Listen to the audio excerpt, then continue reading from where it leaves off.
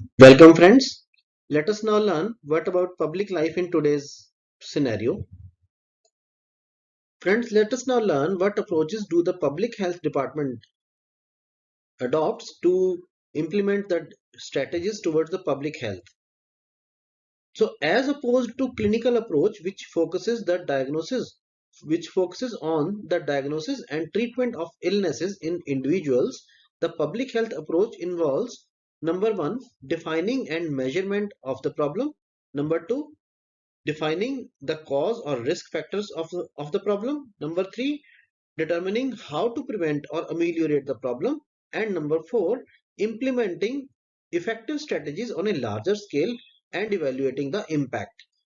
तो ग्रॉसली इन 4 स्टेप्स के ऊपर पब्लिक हेल्थ काम करता है और पब्लिक हेल्थ अपने पॉपुलेशन को, टारगेट पॉपुलेशन को हेल्थ देने के लिए और डिजीज से प्रिवेंट करने के लिए नई नई स्ट्रेटेजीज बनाता है. The public health approach starts with a problem and ends with a response or intervention. तो पब्लिक हेल्थ अप्रोचेस के इन स्टेप्स को हम एक फ्लो चार्ट के जरिए समझते हैं. सबसे पहला स्टेप है टू डिफाइन द प्रॉब्लम.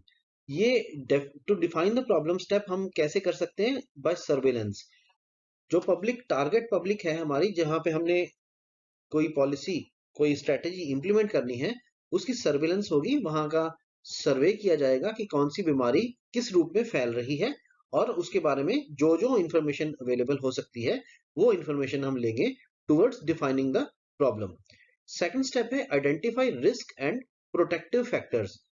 तो इसमें उसके कॉजेज, जो फैक्टर्स हैं जो उसको कॉज कर रहे हैं बीमारी को, उसकी स्टडी की जाती है ताकि हम उसको कारणों को जानने के बाद उन कारणों को रिमूव करें, या कारणों को रिमूव नहीं कर सकते तो फर्दर हम क्या करें कि वो बीमारी ना हो.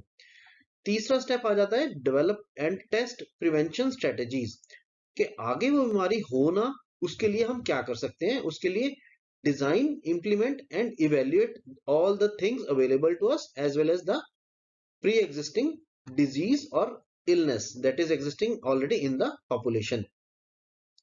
चौथा स्टेप है ensure widespread adoption,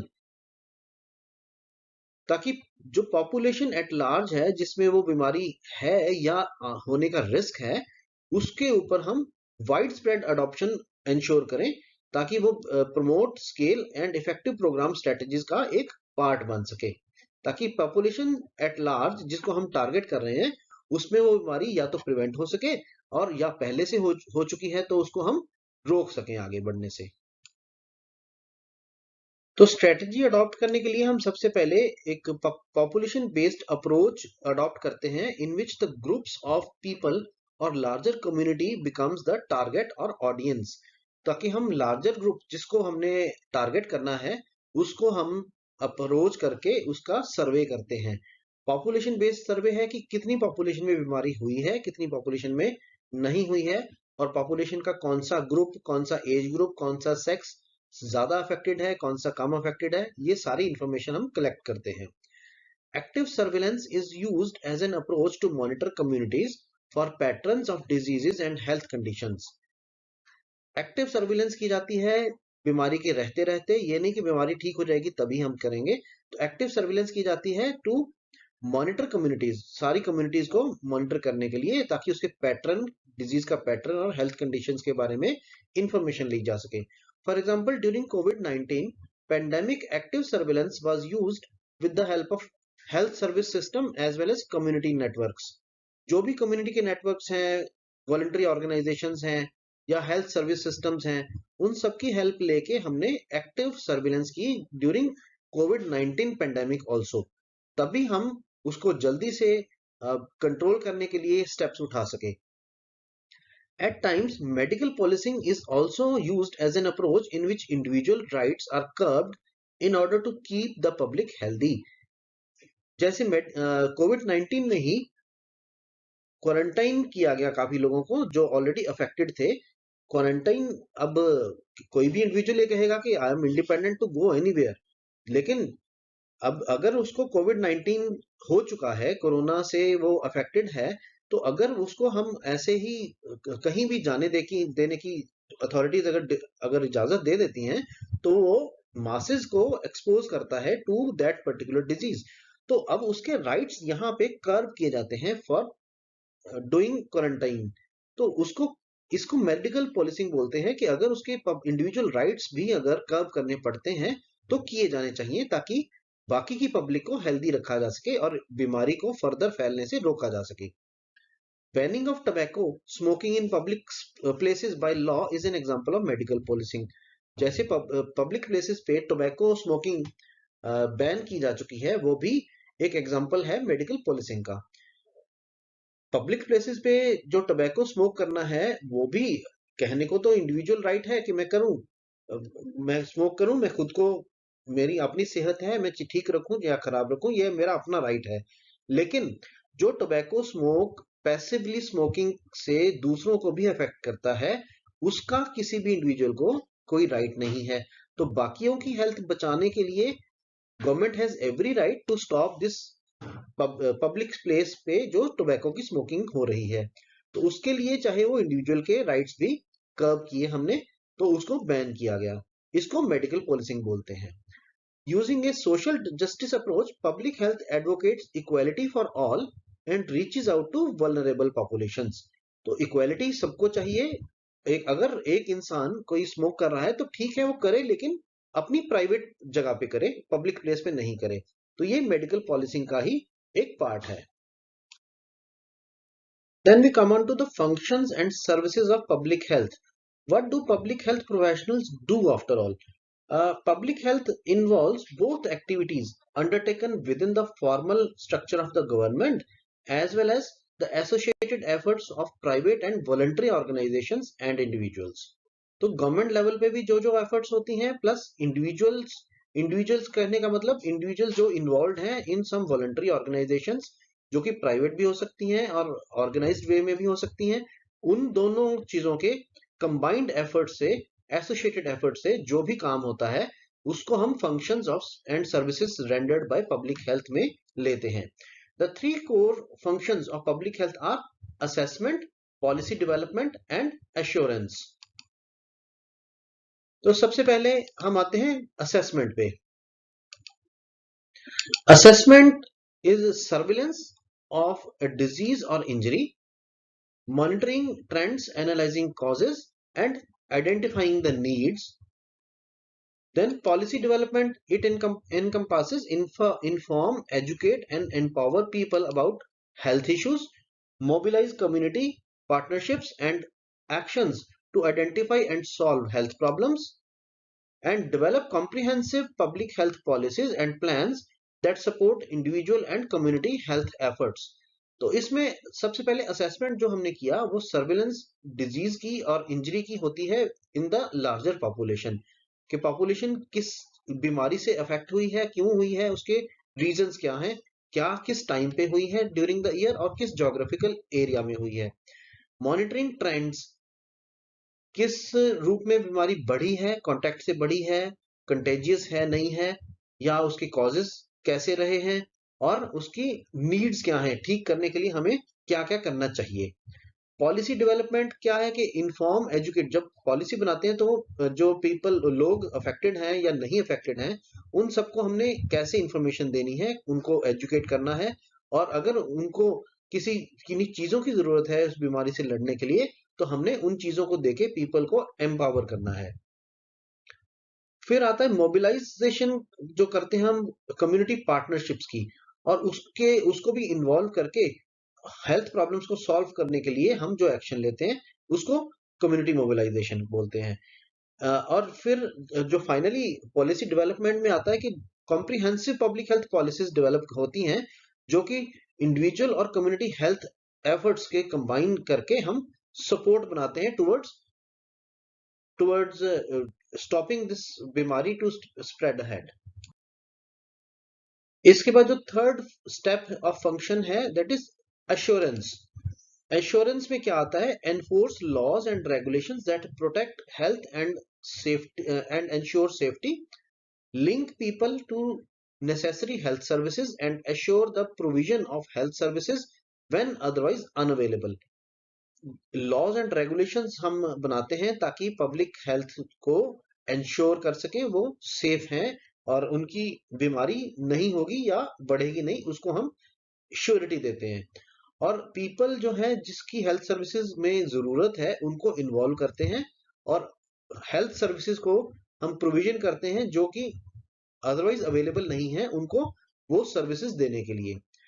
assure a competent health workforce, जो कॉम्पिटेंट वर्कफोर्स है, जो लोग बीमारी में जाके भी काम करने के लिए तैयार हैं और कैपेबल हैं, उनकी हम वर्कफोर्स तैयार करते हैं। Evaluate effectiveness, accessibility and quality of personal and population based health services। तो पॉपुलेशन बेस्ड और पर्सनल भी जो हेल्थ सर्विसेज की क्वालिटी है उसकी हम इफेक्टिवनेस को, असेसिबिलिटी को और क्वालिटी को इवेल्युएट करते हैं regularly. Research for new insights and innovate solutions to health problems. तो नई नई चीजें जो हम अडॉप्ट कर सकते हैं, जैसे कि वैक्सीन पहले नहीं किसी चीज के लिए बनी, उसको बनाने के लिए हम रिसर्च करते हैं और सॉल्यूशंस जो भी हो सकते हैं उसको भी हम अडॉप्ट करते हैं ताकि बीमारी को किसी भी तरह से रोका जा सके। तो according to Griffiths S, Jewell T and Donnelly P, in 2005 they gave the functions and services of public health as the practice of health services falls within the three domains, that is health protection, health improvement and health service improvement। तो इन तीनों चीजों में public health services अपनी services render करती हैं। जैसे health protection में हम क्या ले सकते हैं कि हेल्थ प्रोटेक्शन में हम पर्सन्स की इम्यूनाइजेशन और वैक्सीनेशन को अडॉप्ट कर सकते हैं। स्क्रीनिंग कर सकते हैं कि जो अगर कम्युनिकेबल डिजीज से कोई अफेक्टेड है तो उनको स्क्रीन करके हम उनको क्वारंटाइन कर दें और बाकी पॉपुलेशन से अलग ले जाएं। इंजरी प्रिवेंशन है, जैसे हमें कहीं किसी लैंडस्लाइड का अंदेशा है तो वहां से लोगों को हम निकाल के कहीं सेफ प्लेस पे जाके रख दें। और कंट्रोल ऑफ इन्फेक्शियस डिजीजेस है कि इन्फेक्शन फैलने वाला है हो तो या फैल चुका हो तो हम वहां के पानी को रोक दें या उनको पानी की पीने वाले पानी से अगर वो फैल रहा है तो उसकी सैनिटाइजेशन और उसका पीने वाले पानी को रोक के उसका रिफ्रेशिंग, ये सारे स्टेप्स ले सकते हैं। और इमरजेंसी प्लानिंग कि लोगों को इवैक्यूएट भी अगर करना पड़े कहीं से तो हम दूसरी सेफ प्लेस पे जाके उनको रिहेबिलिटेट कर सकें। दूसरा है हेल्थ इंप्रूवमेंट। हेल्थ इंप्रूवमेंट में प्रोमोटिंग हेल्दी लाइफस्टाइल कि जैसे स्मोकिंग हमारी जनरल लाइफ में जो भी है उसको प्रमोट ना होने देना। Encompassing issues of inequality and wider determinants on off health, जैसे साइकिलिंग को प्रमोट करना, ग्रीनरी को प्रमोट करना, ये सब हेल्थ इंप्रूवमेंट के पार्ट्स आ जाते हैं। फिर है हेल्थ सर्विस इंप्रूवमेंट। तो हेल्थ सर्विस इंप्रूवमेंट में क्या क्या स्टेप्स हम इन्वॉल्व कर सकते हैं, जैसे bringing evidence based population perspective to planning.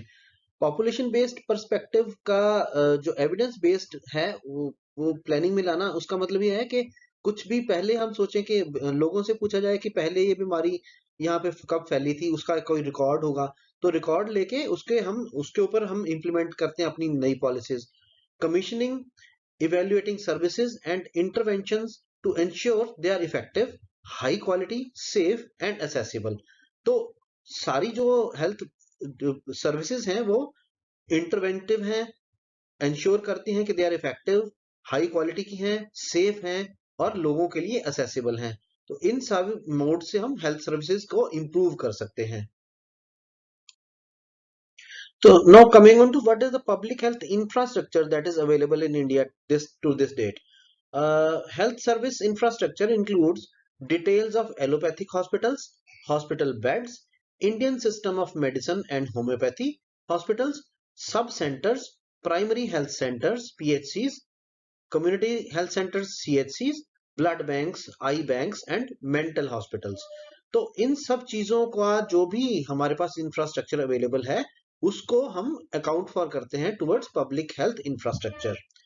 Public health care infrastructure in India is organized in multiple levels. At the top of the structure, we have tertiary care institutions like medical colleges, and at the bottom, we have primary health centers and sub-centers to cater to the health needs of the people.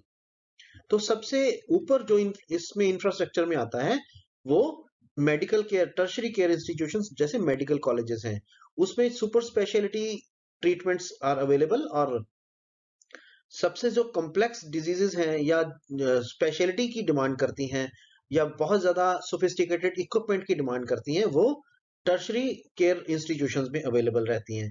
और bottom पे इसके हैं primary health centres या सब centres, जो छोटी से छोटी बीमारियों को डील करने के लिए हर nook and corner of the population में अवेलेबल रहती हैं। This is called primary health centres. तो इस इंफ्रास्ट्रक्चर को हम एक पिरामिड के रूप में समझ सकते हैं कि जैसे सबसे ऊपर टॉप पे हो गया मेडिकल कॉलेज, जहां पे ये टर्शरी केयर अवेलेबल रहती है, और इसके नीचे डिस्ट्रिक्ट हॉस्पिटल्स, सब district hospitals, community health centres, ये ऐसे अरेंज हैं इन दिस हायरार्की। और जो कम्युनिटी हेल्थ सेंटर्स हैं वो करीब 80,000 से 1,20,000 की पॉपुलेशन के लिए एलोकेटेड रहते हैं। और इन इंस्टीट्यूशंस में जो स्टाफ है वो करीब 7 लाख लोग रहते हैं, और इसमें nurses, head nurse, doctors, एएनएम्स, Ayush department के लोग, डेंटल स्पेशलिस्ट, लैब टेक्नीशियंस, ऐसे सपोर्टिंग स्टाफ लेके करीब 7 लाख का स्टाफ रहता है। फिर उसके नीचे आता है प्राइमरी हेल्थ सेंटर्स, जो कि 20,000 से 30,000 तक की पॉपुलेशन के लिए केटरिंग करता है, और उसके अंदर करीब 12 लाख स्टाफ पर्सन रहते हैं।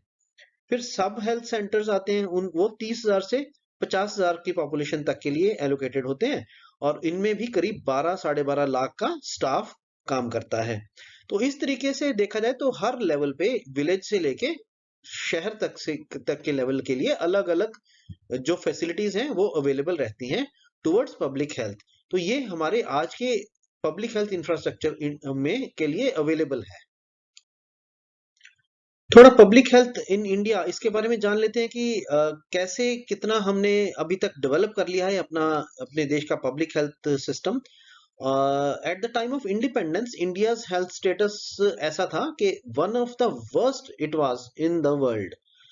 Life expectancy at birth it was estimated as 36.7 years in 1951। तो वो समझिए कि आफ्टर वी गॉट इंडिपेंडेंस, करीब सिर्फ 36.7 साल हमारी लाइफ एक्सपेक्टेंसी थी एट बर्थ टाइम इन 1951 में। इन्फेंट मोर्टेलिटी रेट, इन्फेंट का mortality rate was as high as 146 per 1000। 1000 में करीब 140 बच्चे नए पैदा होते ही मर जाते थे। Poor socio economic development opportunities coupled with deadly diseases kept mortality rates very high, क्योंकि तब हमारा सोशियो इकोनॉमिक स्टेटस बहुत पुअर था, और उसके बाद हमारी अपॉर्चुनिटीज भी नहीं अवेलेबल थी, हमारे पास फैसिलिटीज अवेलेबल नहीं थी, तो इसलिए हम बहुत बुरा फेयर कर रहे थे in world's medical status. However, the things improved, and improved access to healthcare services along with improved living conditions such as food supply, housing facilities, sanitation and hygiene led to gradual decline in deaths from infectious diseases such as smallpox, malaria, pneumonia, tuberculosis, diarrhea, poliomyelitis, typhoid, cholera and plague in the post independence era। तो जो post independent हमने काम किया अपनी health structure को improve करने के लिए, उसमें एक तो अच्छी फूड सप्लाई शुरू की। कई लोग तो भूख से ही मरते थे, इसलिए फूड सप्लाई को इंश्योर किया। हाउसिंग फैसिलिटीज इंप्रूव हुई, सैनिटेशन इंप्रूव हुई, हाइजीन इंप्रूव हुई, पीने का पानी साफ मिलने लगा, रहने के लिए साफ जगह मिलने लगी। तो इन सब वजहों से डेथ्स का जो नंबर था ड्यू टू इन्फेक्शियस डिजीजेस वो कम होना शुरू हुआ। कौन सी डिजीज से, जैसे स्मॉल पॉक्स था, मलेरिया था, निमोनिया था, ट्यूबरकुलोसिस, इन सब डिजीजेस से जो डेथ्स होती थी उनका नंबर धीरे धीरे कम आने लग गया। Over a period of time both life expectancy and other mortality indicators showed significant improvement. जो यहाँ पे लाइफ एक्सपेक्टेंसी थी और इन्फेंट मोर्टेलिटी रेट थे वो सिग्निफिकेंटली इंप्रूव होना शुरू हो गए। अगर हम रिसेंट टाइम्स की बात करें तो लेटेस्ट रिपोर्ट्स कहती हैं कि जो लाइफ एक्सपेक्टेंसी है that has crossed over to 67 years from 36.7 years at the time of independence. तो अब ये 67 इयर्स हो गई है। इन्फेंट मोर्टेलिटी रेट 33 पर 1000 है, एंड मेटरनल मोर्टेलिटी रेशियो जो है दैट इज 122 पर 1 लाख लाइव बर्ड्स। तो इतना हम इंप्रूव कर पाए हैं, तो that the number has come down significantly since independence, but it is still not acceptable. So this is still unacceptably high, we can say that. So many diseases such as polio, guinea worm disease, yaws and tetanus have been eradicated. हमने कई जगह पे सफलता भी पाई है, जैसे polio, गिनी worm disease, yaws और tetanus eradicate भी किए हैं. If we look at the recent history, there have been significant improvements in the overall health status, especially in the last 20 years. अगर हम आज से 20 साल पीछे तक की देखें recent history में, तो हमने उससे भी बेटर हमने सफलता प्राप्त की है, और आने वाले टाइम में हम कैपेबल हैं कि और हम इंप्रूव करके दिखा सकते हैं. For the well-being of general masses, the government of India has launched national health missions. तो नेशनल हेल्थ मिशन में क्या रहता है, the recent improvements in health care services are partly can partly be attributed to the national health missions. जो improve हुई हैं वो national health mission से इंप्रूव हुई कही जा सकती हैं. तो national health mission encompasses its two sub missions, that is national rural health mission and national urban health mission. तो ग्रॉसली इसको रूरल और अर्बन हेल्थ मिशन के रूप में अप्लाई किया गया है, एनफोर्स किया गया है. The main programmatic components include health system strengthening, जो हेल्थ सिस्टम है उसका स्ट्रेंथनिंग करना, उसको strong banana.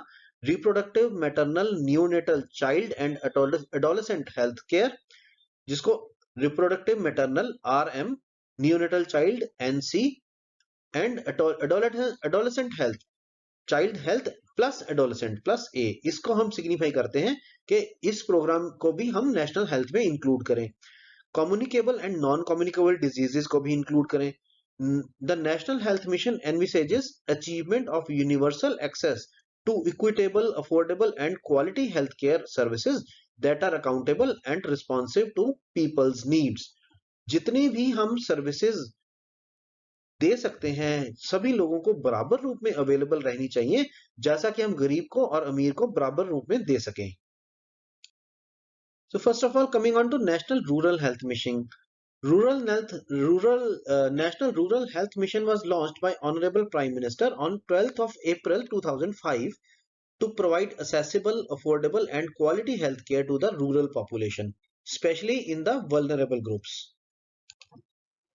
So under this NRHM, the Empowered Action Group states as well as northeastern states and Jammu and Kashmir and Himachal Pradesh, they have been given special focus, क्योंकि इन जगहों पर जो health care थी पहले बहुत week थी, और reason और लोकेशन ऐसी होने के कारण यहाँ पे हेल्थ केयर मुश्किल से मिलती थी और फैसिलिटीज कम अवेलेबल थी. The thrust of mission is on establishing a fully functional community owned decentralized health delivery system with intersectoral convergence at all levels to ensure simultaneous action on a wide range of determinants of health such as water, sanitation, education, nutrition, social and gender equality. Institutional integration within the fragmented health sector was expected to provide a focus on the outcomes measured against the Indian public health standards for all health facilities. सारी की सारी health facility को provide करने के लिए जो भी institutional integration करके हम सारी सिस्टम को, सारे पॉपुलेशन को इन ए फ्रेगमेंटेड मैनर के थोड़े थोड़े लोगों को हम फ्रेगमेंट करके जो भी सर्विसेज दे सकते थे हम वो उसको नेशनल रूरल हेल्थ मिशन में एनकैम्पास किया है. Then comes National Urban Health Mission, that is NUHM. The National Urban Health Mission as a submission of National Health Mission has been approved by the Cabinet on 1st of May 2013.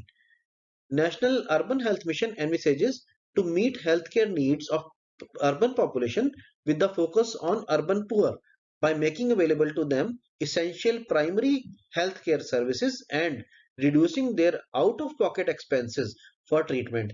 जो महंगे इलाज हैं वो गरीब लोगों को available रहे, ये मेन फोकस रहा नेशनल अर्बन हेल्थ मिशन का.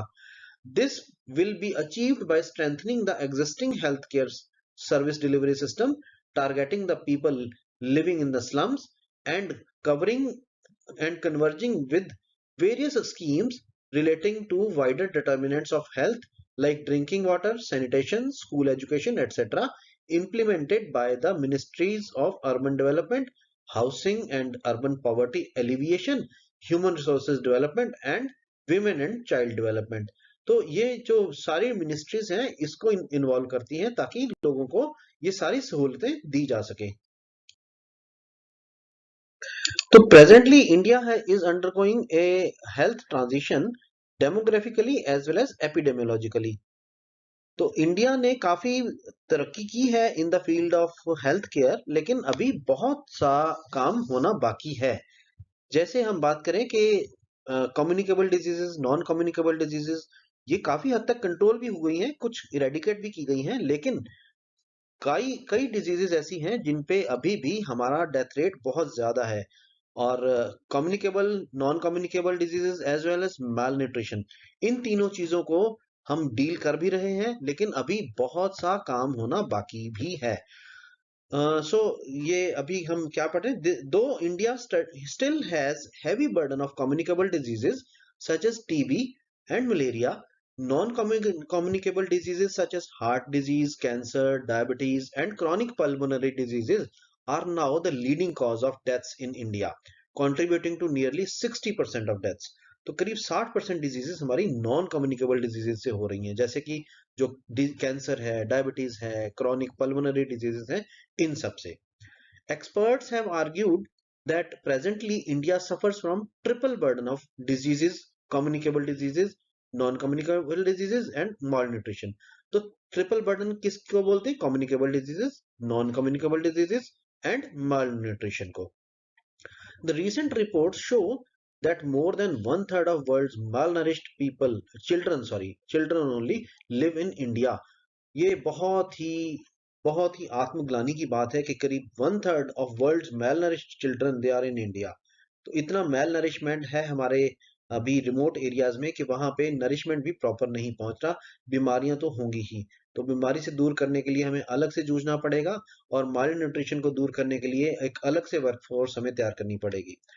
इन spite of government's efforts to address the malnutrition issues through massive national level programs such as Poshan Abhiyan, malnutrition still remains one of the biggest developmental challenges in India.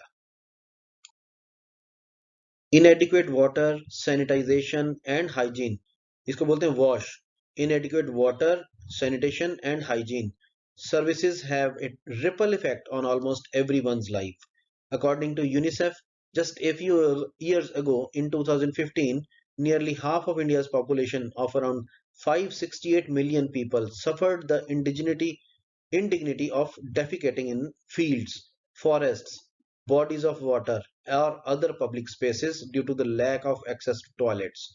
तो दोस्तों सोचिए, इतने सालों बाद भी हमारे पास इतने लोग हैं, कितने 560 मिलियन, जिनके पास अपने घरों में टॉयलेट्स नहीं हैं, और वो अभी भी कहीं बाहर फील्ड्स में जाके या कहीं पानी के आसपास या कहीं रेलवे लाइन के किनारों पे और जंगलों में जाके उनको डेफिकेट करना पड़ता है. India alone accounted for 90% of the people in South Asia and half of the 1.2 billion people in the world that defecate in the open. तो ये बहुत ही आत्मग्लानि की बात है. By 2019, according to the latest estimates, the number of people without access to toilets has reduced significantly by an estimated 450 million people. तो इतने लोगों के घरों में टॉयलेट बनने से ये नंबर काफी रिड्यूस तो हो गया है, लेकिन अभी भी और लोगों को मदद पहुंचाने की जरूरत है. A tremendous achievement only possible because of the Swachh Bharat Mission Clean India campaign. Though the Swachh Bharat mission is seen as a big success in the international organizations such as UNICEF, its real impact on infant and child health is yet to be fully understood. तो स्वच्छ भारत अभियान से काफी फर्क तो पड़ा है, लेकिन यूनिसेफ ने भी उसको रिकॉग्नाइज किया है, लेकिन जो इन्फेंट और चाइल्ड हेल्थ के ऊपर उसका असर है वो अभी भी देखा जाना बाकी है.